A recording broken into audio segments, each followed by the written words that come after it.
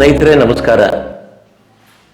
ನಾವು ಇವತ್ತು ಸಮಾಜದಲ್ಲಿ ಒಂದು ಏನು ಹೆಚ್ಚಿನದಾಗಿ ಜನಸಾಮಾನ್ಯರು ವಿದ್ಯಾವಂತರು ಎಲ್ಲರೂ ಕೂಡ ಈ ವಿಷಯದ ಬಗ್ಗೆ ಚರ್ಚೆ ಮಾಡ್ತಾ ಇರ್ತಾರೆ, ಅವುಗಳನ್ನು ನಂಬ್ತಾ ಇರ್ತಾರೆ ಅಂತ ಒಂದು ವಿಶೇಷವಾಗಿರತಕ್ಕಂಥ ವಿಷಯದ ಬಗ್ಗೆ ನಾವು ಇವತ್ತು ಚರ್ಚೆ ಮಾಡೋಣ.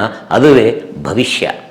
ನಿಮಗೆಲ್ಲ ಗೊತ್ತಿರ್ಬೋದು, ಭವಿಷ್ಯವನ್ನು ನಂಬಿ ಎಷ್ಟು ಜನ ಇವತ್ತು ಉದ್ಧಾರ ಆಗಿದ್ದಾರೆ, ಭವಿಷ್ಯವನ್ನು ನಂಬಿ ಎಷ್ಟು ಜನ ಸರ್ವನಾಶ ಆಗಿದ್ದಾರೆ ನಿಮಗೆಲ್ಲ ಗೊತ್ತಿರ್ಬೋದು. ಇವತ್ತು ಭವಿಷ್ಯದಲ್ಲಿ ನಾನಾ ರೀತಿಯ ಭವಿಷ್ಯ ಇದೆ ಈ ಸಮಾಜದಲ್ಲಿ. ನೀವೆಲ್ಲ ನೋಡಿರೋ ಹಾಗೆ ಪೇಪರ್ ಭವಿಷ್ಯ ಅಂತ ಇದೆ, ಲಾಡ್ಜಿಂಗ್ ಭವಿಷ್ಯ ಅಂತ ಇದೆ, ಅಂದರೆ ಹೋಟೆಲ್ ಭವಿಷ್ಯ ಅಂತ ಇದೆ, ಆಮೇಲೆ ಗಿಣಿಶಾಸ್ತ್ರ ಅಂತ ಇದೆ, ಅದಾದಮೇಲೆ ಕೆಲವು ಪಂಚಾಂಗ ಭವಿಷ್ಯ ಅಂತಿದೆ, ಜ್ಯೋತಿಷ್ಯ ವಿಶೇಷವಾಗಿ ಹೇಳ್ತಾರೆ. ಆಮೇಲೆ ಕೆಲವರು ಮೈಮೇಲೆ ಬರುತ್ತೆ ದೇವರು ಅಂತೇಳಿ ಅವರು ಕೂಡ ಕೆಲವು ಭವಿಷ್ಯವನ್ನು ನುಡಿತಕ್ಕಂಥದ್ದು ಇದೆ. ಆಮೇಲೆ ಹಳ್ಳಿಗಳಲ್ಲಿ ಹಿಂದೆ ಬರ್ತಿದ್ರು, ನಾವೆಲ್ಲ ಚಿಕ್ಕವರಾಗಿದ್ದಾಗ ಗಂಟೆ ಅಲ್ಲಾಡಿಸ್ಕೊಂಡು ಬರ್ತಾಯಿದ್ರು, ಐನಾರು ಅಂತೇಳಿ ಡಣ ಅಂತೇಳಿ ಇದು ಮಾಡ್ಕೊಂಡು ಬರ್ತಿದ್ರು, ಅವರು ಭವಿಷ್ಯವನ್ನು ನುಡಿತಾ ಇದ್ರು. ನಿಮಗೆಲ್ಲ ಗೊತ್ತಿರ್ಬೋದು, ಕೆಲವು ವಿಜ್ಞಾನಿಗಳು ಕೂಡ ಇದ್ದಾರೆ. ನಾಸ್ಟ್ರಾಡಾಮಸ್ ಅಂತೇಳಿ ಒಬ್ಬ ಪ್ರಸಿದ್ಧವಾಗಿರ್ತಕ್ಕಂಥ ವಿಜ್ಞಾನಿ ಕೂಡ ಇದ್ದಾನೆ, ಅವನು ಕೂಡ ಭವಿಷ್ಯವನ್ನು ನುಡಿದಿದ್ದಾನೆ. ಆಮೇಲೆ ಇನ್ನು ವೀರಬ್ರಹ್ಮೇಂದ್ರ ಸ್ವಾಮಿ ಅಂತೇಳಿ ಕೇಳಿದಿರಿ, ಆಂಧ್ರ ತೆಲುಗು ದೇಶಂನಲ್ಲಿ, ಅವರು ಕೂಡ ಭವಿಷ್ಯವನ್ನು ನುಡಿದಿದ್ದಾರೆ. ಏನಿದು ಭವಿಷ್ಯ? ಹಾಗಾದರೆ ಆಗೆಲ್ಲ ಅವರೆಲ್ಲ ಹೇಳ್ತಕ್ಕಂಥ. ಆಮೇಲೆ ಇನ್ನೊಂದು ನೀವೆಲ್ಲ ಕೇಳಿರ್ಬೋದು, ಇಲ್ಲಿ ಧಾರವಾಡದ ಇದರಲ್ಲಿ ಈ ಯಾರು ಒಂದು ವಿಶೇಷವಾಗಿರ್ತಕ್ಕಂಥ ದೇವರು ಮೈಲಾರಲಿಂಗೇಶ್ವರ ಅಂತಿದೆ, ಅವರು ಕೂಡ ಒಂದು ವಿಶೇಷವಾದ ಡ್ರೆಸ್ಸನ್ನು ಹಾಕ್ಕೊಂಡು ಒಂದು ಕಂಬವನ್ನು ಹತ್ತಿ ಅದನ್ನು ತಿರುಗ್ತಾ ಸಿಡಿಯನ್ನು ಆಡಿ ಹತ್ತಿ ತನಗೇನು ತಿಳಿಯುತ್ತೋ ಅದನ್ನು ಹೇಳ್ತಾರೆ. ಅದು ಆ ವರ್ಷದ ಭವಿಷ್ಯ. ಹಾಗಾದರೆ ಇವೆಲ್ಲವೂ ಕೂಡ ನಿಜ ಆಗಿದಾವ? ಹೇಳಿ ಸ್ನೇಹಿತರೆ, ನಿಜ ಆಗಿದಾವ? ನಾವು ಕೂಡ ಅನೇಕ ಭವಿಷ್ಯಗಳನ್ನು ನೋಡಿದ್ವಿ. ಇವೆಲ್ಲ ಎಷ್ಟು ಜನ ಹಾಗಾದರೆ ಇವುಗಳಿಗೆ ಅಡಿಕ್ಟ್ ಆಗಿದ್ದಾರೆ, ಅದರ ಬಗ್ಗೆ ತಿಳ್ಕೊಂತ ಹೋಗೋಣ. ಮೊದಲನೇದಾಗಿ ನಾನು ಹೇಳೋದು ಪತ್ರಿಕಾ ಭವಿಷ್ಯ, ಅಂದರೆ ಪೇಪರ್ ಭವಿಷ್ಯ. ಪೇಪರ್ ಪತ್ರಿಕೆಗಳಲ್ಲಿ ಅಂದರೆ ನ್ಯೂಸ್ ಪೇಪರ್ಗಳಲ್ಲಿ ನಾನಾ ರೀತಿಯ ನ್ಯೂಸ್ ಪೇಪರ್ಗಳಿದ್ದಾವೆ. ಪ್ರತಿ ನ್ಯೂಸ್ ಪೇಪರಲ್ಲೂ ಕೂಡ ದಿನ ಭವಿಷ್ಯ ಅಂತ ಇರುತ್ತೆ, ನೀವು ನೋಡಿರ್ಬೋದು.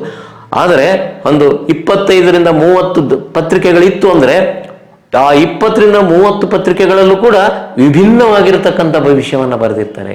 ಏನಿದೆ ಹಾಗಾದರೆ? ಅಂದರೆ ಭವಿಷ್ಯ ಅಂದರೆ ಒಂದೇ ರೀತಿಯಾಗಿರ್ಬೇಕಲ್ವಾ? ಆ ಭವಿಷ್ಯದಲ್ಲಿ ರಾಶಿಗಳನ್ನು ಬರೆದಿರ್ತಾರೆ. 12 ರಾಶಿಗಳಂತ ಏನಿದೆಯಲ್ಲ ಆಕಾಶದಲ್ಲಿ, ಆ ಮೇಷದಿಂದ ಕುಂಭದವರೆಗೆ 12 ರಾಶಿಗಳು ಬರೆದಿರ್ತಾರೆ. ಇಂಥ ರಾಶಿಯಲ್ಲಿ ಹುಟ್ಟಿದವರಿಗೆ ಇದಾಗುತ್ತೆ, ಇಂಥ ರಾಶಿಯವರು ಇವತ್ತು ಪ್ರಯಾಣ ಮಾಡಿದರೆ ಅವರಿಗೆ ಅಪಘಾತ ಆಗ್ಬೋದು, ಇಂಥ ರಾಶಿಯವರು ಪ್ರಯಾಣ ಮಾಡಿದರೆ ಅವರಿಗೆ ಸುಖಕರವಾಗಿರುತ್ತೆ, ಈ ಧನಲಾಭ, ತುಲಾ ರಾಶಿಯವರಿಗೆ ಧನಾಗಮನ ಅಂತಿರುತ್ತೆ. ಅದು ಒಂದು ಪತ್ರಿಕೆ. ಅದೇ ಇನ್ನೊಂದು ಪತ್ರಿಕೆಯಲ್ಲಿ ಇವತ್ತು ಪ್ರಯಾಣ ನಿಷಿದ್ಧ, ಧನಾಗಮ ಆಗೋಲ್ಲ. ಆಮೇಲೆ ವಿವಾಹದ ವಿಷಯಗಳ ಬಗ್ಗೆ ಇವತ್ತು ನಾವು ಚರ್ಚೆ ಮಾಡ್ಬೋದು. ಏನೆಲ್ಲ ಹೀಗೆ ಒಂದೊಂದು ಪತ್ರಿಕೆಯಲ್ಲಿ ಒಂದೊಂದು ರೀತಿಯ ಭವಿಷ್ಯನ ಬರೀತಾರೆ. ಹಾಗಾದರೆ ಭವಿಷ್ಯ ಬೇರೆ ಬೇರೆ ಥರ ಇರುತ್ತಾ? ಒಂದೊಂದು ಪತ್ರಿಕೆಯಲ್ಲಿ ಬೇರೆ ಬೇರೆ ಥರ ಇದ್ದರೆ ಬೇರೆ ಬೇರೆ ರಾಶಿಗಳಲ್ಲಿ ಒಂದೇ ರಾಶಿ ಅಂತಿದ್ಮೇಲೆ ಅದು ಎಲ್ಲರ ರಾಶಿ ಯಾರ್ಯಾರು ಹುಟ್ಟಿರ್ತಾರೋ ಅವ್ರಿಗೆಲ್ಲ ಅನ್ವಯ ಆಗ್ಬೇಕಲ್ವಾ ಆ ಭವಿಷ್ಯ? ಆದರೆ ಯಾಕೆ ಹೀಗಾಗುತ್ತೆ? ನಾನೇ ಅದನ್ನು ಚೆಕ್ ಮಾಡಿದ್ದೀನಿ. ನಂದು ತುಲಾ ರಾಶಿ ಅಂತ ಹೇಳಿದರು ನಮ್ಮ ಹಿರಿಯವರು. ತುಲಾ ರಾಶಿಯಲ್ಲಿ ಒಂದು ದಿವಸ ಯಾವುದೋ ಒಂದು ಪತ್ರಿಕೆ ತಗೊಂಡೆ, ಅದರಲ್ಲಿ ಪ್ರಯಾಣ ಸುಖಕರ ಅಂತ ಇತ್ತು. ಹೋದೆ, ಆಗ ಏನೋ ಕಾರಿಗೆ ಏನೋ ಆಯಿತು, ನಿಂತೋಯ್ತು. ಎಲ್ಲಿ ಪ್ರಯಾಣ ಹೋಗ್ಲಿಕ್ಕೆ ಆಗದೇ ಇಲ್ಲ. ಯಾವುದೋ ಒಂದು ದುರ್ಗಮವಾಗಿರ್ತಕ್ಕಂಥ ಹಳ್ಳಿ ಹೋಗ್ತಾ ಇದ್ದೆ, ಕಾರಲ್ಲಿ ನಿಂತೋಯ್ತು, ಯಾರು ಮೆಕ್ಯಾನಿಕ್ ಇಲ್ಲ. ಮತ್ತೆ ಎಲ್ಲಾಯಿತು? ಆ ಪೇಪರ್ನ ಪತ್ರಿಕೆಯಲ್ಲಿ ಬರೆದಿರ್ತಕ್ಕಂಥ ಭವಿಷ್ಯ ಮತ್ತೆ ನಿಜ ಎಲ್ಲಾಯಿತು? ಆಗ್ಬೇಕಲ್ವೇ? ಏನಿದು? ಹೆಂಗೆ ಯಾರನ್ನು ನಂಬೋದು? ಆಮೇಲೆ ದಾರಿಯಲ್ಲಿ ಕೂತ್ಕೊಂಡು ಗಿಳಿ ಭವಿಷ್ಯ ಅಂತೇಳಿ ಹೇಳ್ತಾ ಇರ್ತಾರೆ. ದಾರಿಯಲ್ಲಿ ಕೂತ್ಕೊಂಡು ಒಂದು ಗಿಳಿಯನ್ನು ಇಟ್ಕೊಂಡಿರ್ತಾರೆ, ಮುಂದೆ ಅವನ್ನೆಲ್ಲ ಬರೆದಿರ್ತಾರೆ, ಆ ಇವನ್ನೆಲ್ಲ ರಟ್ಟುಗಳು ಅದು ಇಟ್ಕೊಂಡು ಯಾರಾದರೂ ಕೇಳೋಕೆ ಬಂದರೆ ಆ ಗಿಳಿಯನ್ನು ಬಿಡ್ತಾರೆ. ಆ ಗಿಳಿ ಅದರಲ್ಲಿ ಇರ್ತಕ್ಕಂಥದ್ದೊಂದನ್ನು ತೆಗೆದು ಕೊಡುತ್ತೆ. ಅದರಲ್ಲಿ ಏನೇನು ಬರೆದಿರ್ತಾರೆ ಅದನ್ನು ನೋಡಿ. ಅದು ಪರ್ಮನೆಂಟ್ ಎಲ್ಲರಿಗೂ ಅದೇ. ನೀವು 10 ಜನ ಅವತ್ತು ಬಂದಿದ್ದಾರೆ ಅವನ ಹತ್ರ ಅಂದರೆ ಗಿಳಿ ಅದೇ ಕಾರ್ಡನ್ನು ಎತ್ತುಕೊಟ್ರೆ ಅದರಲ್ಲಿ ಎಲ್ಲರದು ಒಂದೇ ರೀತಿ ಇರುತ್ತಾ? ಹೇಳಿ. ಅಂದರೆ ಇದು ನಿಜನಾ ಅಥವಾ ಸುಳ್ಳ? ನೀವು ಯೋಚನೆ ಮಾಡಬೇಕು, ಚರ್ಚೆ ಮಾಡಬೇಕು, ಇದ್ರ ಬಗ್ಗೆ ವೈಚಾರಿಕವಾಗಿ ಇದನ್ನು ಆಲೋಚನೆ ಮಾಡಬೇಕು. ಆಮೇಲೆ ಇವತ್ತು ಲಾಡ್ಜ್ಗಳಲ್ಲಿ ಉಳಿದು ಕೇರಳದ ಮಾಂತ್ರಿಕರೊಬ್ಬರು, ಇವತ್ತು ವಿಶೇಷವಾಗಿರ್ತಕ್ಕಂಥ ಮಾಂತ್ರಿಕರು ನಮ್ಮ ಭವಿಷ್ಯವನ್ನು ಹೇಳ್ತಾರೆ. ಆ ಭವಿಷ್ಯದಲ್ಲಿ ಏನು ಹೇಳ್ತಾರೆ? ವಿವಾಹದ ಸಂಬಂಧದ ಬಗ್ಗೆ ಹೇಳ್ತಾರೆ. ಹಣಕಾಸು ಸಂಬಂಧದ ಬಗ್ಗೆ ಹೇಳ್ತಾರಂತೆ, ಮನೆಯ ಕಟ್ಟೋದ್ರ ಬಗ್ಗೆ, ಮನೆಯ ಕೆಡವುದ್ರ ಬಗ್ಗೆ ಏನೆಲ್ಲ ಕೇವಲ 6 ಗಂಟೆಗಳಲ್ಲಿ ನಿಮಗೆ ನಾನು ಇದನ್ನು ಮಾಡಿಕೊಡ್ತೀನಿ, ಇದ್ರ ಬಗ್ಗೆ ಹೇಳ್ತೀನಿ, ನಿಮಗೆ ಫಲಾಫಲಗಳನ್ನು ದೊರಕಿಸ್ಕೊಡ್ತೀನಿ ಅಂತೇಳಿ ಏನೆಲ್ಲ ಹೇಳ್ತಾರೆ. ಹಾಗಾದ್ರೆ ಅದು ನಿಜನಾ?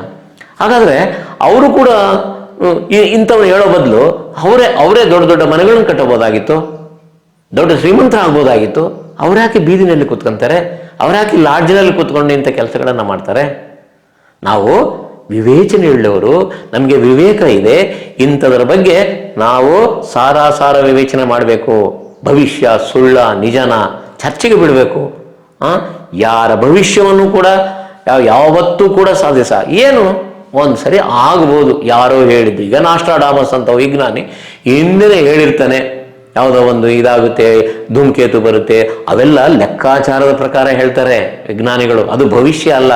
ಹವಾಮಾನ ತಜ್ಞರು ಹೇಳ್ತಾರೆ, ಪತ್ರಿಕೆಗಳಲ್ಲಿ ನೋಡಿರ್ಬೋದು, ಟಿವಿಗಳಲ್ಲಿ ನೀವು ಕೇಳಿರ್ಬೋದು, ಇನ್ನು ನಾಳೆಯಿಂದ 6 ದಿನಗಳ ಕಾಲ ಮೋಡ ಮುಚ್ಚಿದ ವಾತಾವರಣ, ಭಾರೀ ಗುಡುಗು ಸಿಡಿಲುಗಳಿಂದ ಕೂಡಿರ್ತಕ್ಕಂಥ ಮಳೆ ಬರುತ್ತೆ ಅಂತ ಹೇಳ್ತಾರೆ. ಅದು ಬರುತ್ತೆ, ಅದು ವಿಜ್ಞಾನ, ಅದು ಲೆಕ್ಕಾಚಾರ, ಅದು ಭವಿಷ್ಯ ಅಲ್ಲ. ಹೀಗೆ ಇಂಥವನ್ನ ಆಲೋಚನೆ ಮಾಡಬೇಕು. ಇನ್ನು ಹಿಂದೆ ನೀವೆಲ್ಲ ಇವ್ರನ್ನ ಕೇಳಿರ್ಬೋದು, ಯಾರು ಮೈಲಾರ ಲಿಂಗೇಶ್ವರ ಅಂತವರು ಪ್ರತಿ ವರ್ಷವೂ ಹೇಳ್ತಾರೆ. ಅದನ್ನು ಕೂಡ ನಾವು ವಿವೇಚನೆ ಮಾಡಬೇಕಷ್ಟೇ. ಅದು ಈಗ ಆಗುತ್ತಾ ಇಲ್ವಾ? ಅವ್ರನ್ನ ನಾವು ಯಾರನ್ನು ಕೂಡ ನಾನು ತಗೊಳ್ತಾ ಇಲ್ಲ, ನಾನು ಯಾರನ್ನೂ ತಗೊಳ್ತಾ ಇಲ್ಲ. ನಾವು ವಿವೇಚನೆ ಇಲ್ಲವರು, ವಿವೇಕ ಇರೋರು ಆಲೋಚನೆ ಮಾಡಬೇಕಷ್ಟೇ. ಇವನ್ನೆಲ್ಲ ನಂಬಿದೆ. ಆಮೇಲೆ ಕೆಲವರು ಹೇಳ್ತಾರೆ, ಈ ಮನೆ ಕಟ್ಟಿರ್ತಾರೆ, ಯಾವುದೋ ದಿಕ್ಕಿಗಿರುತ್ತೆ ಬಾಗಿಲು, ಇದು ಬೇಡ, ಇದನ್ನು ತೆಗೆದು ಹಾಕ್ಬಿಡು, ಈ ಕಡೆ ಕಟ್ಸು. ನಾನು ಹೇಳ್ತೀನಿ, ಮನೆ ನೀವು ಯಾವ ಕಡೆನಾದರೂ ಕಟ್ಟ್ರಿ ಬಾಗಿಲು, ಯಾವ ಕಡೆನಾದರೂ ಬಾಗಿಲುಗಳಿರಲಿ, ಯಾವ ಕಡೆನಾದರೂ ಗೇಟ್ ಇರಲಿ, ಯಾವ ಕಡೆನಾದರೂ ಅಡುಗೆ ಮನೆ ಇರಲಿ, ಯಾವ ಕಡೆನಾದರೂ ಹಾಲ್ ಇರಲಿ, ಆದರೆ ಭೂಮಿ ತಿರುಗ್ತಾ ಇದೆ ಅನ್ನೋದನ್ನು ನೆನಪಿರಲಿ ಸ್ನೇಹಿತರೆ. ಭೂಮಿ ನಿಂತಿದೆಯಾ? ಇಡೀ ವಿಶ್ವವೇ ತಿರುಗ್ತಾ ಇದೆ. ಅದರಲ್ಲಿ ನಮ್ಮ ಭೂಮಿ 24 ಗಂಟೆಗೊಂದ್ಸರಿ ತಾನು ಸುತ್ತಾನೆ ಇರುತ್ತೆ. ಹಾಗಾದರೆ ನಾವು ಯಾವತ್ತಿಗೂ ಕೂಡ ಪೂರ್ವ ದಿಕ್ಕಿಗೆ ಇರ್ತೀವ? ನಮ್ಮ ಮನೆಯ ಬಾಗಿಲು ಪೂರ್ವ ಉತ್ತರ ದಿಕ್ಕಿಗೆ ಇರುತ್ತಾ? ಅದನ್ನು ಆಲೋಚನೆ ಮಾಡಬೇಕು. ಮನೆಯನ್ನು ಕಟ್ಟಿಸಿ ಕೆಡಿಸೋರು ಇದ್ದಾರೆ, ಮತ್ತೆ ಅದರಿಂದ ಲಾಸ್ ಆಗಿರೋರು ಇದ್ದಾರೆ. ಏನಿದು? ಇನ್ನೇನಿಲ್ಲ ಇದರಲ್ಲಿ. ಇಷ್ಟೇ. ಭವಿಷ್ಯ ಸುಳ್ಳ ನಿಜನ ಅದ್ರ ಬಗ್ಗೆ ನಾನು ಹೇಳಲ್ಲ, ಚರ್ಚೆ ಮಾಡಬೇಕು, ವಿವೇಚನೆ ಮಾಡಬೇಕು. ಸಾರ ವಿವೇಚಿಸಿ ಇಂಥವನ್ನ ನಂಬಿದರೆ ನಮಗೆ ಅದು ಒಳ್ಳೆಯದಾಗುತ್ತೆ ಅಂತ ಹೇಳ್ತಾ, ಈ ಭವಿಷ್ಯದ ವಿಚಾರವನ್ನು ಮಾಡೋದಕ್ಕೆ ನಿಮಗೆ ಬಿಟ್ಟಿದ್ದೀನಿ. ನಮಸ್ಕಾರ ಸ್ನೇಹಿತರೆ.